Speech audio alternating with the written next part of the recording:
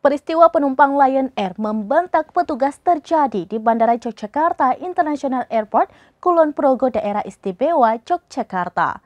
Berikut informasi selengkapnya untuk Anda. Pengunggah mengatakan penumpang membentak petugas ketika mereka mengamuk usai penerbangan Lion Air JT644 rute Yogyakarta-Makassar mengalami delay. Ia menyampaikan penerbangan tersebut ditunda pada pukul 16.15 hingga pukul 22 waktu Indonesia bagian Barat sehingga penumpang mengamuk dan mengerumuni petugas di loket.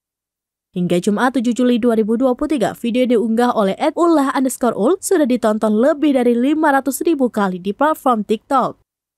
General Manager Bandara Yogyakarta International Airport, Agus Pandu Purnama, menginformasikan adanya peristiwa penumpang membentak petugas tersebut. Peristiwa itu terjadi pada penerbangan Lion Air JT644. Kendati demikian, ia belum bisa memastikan kapan peristiwa penumpang yang marah lalu membentak petugas.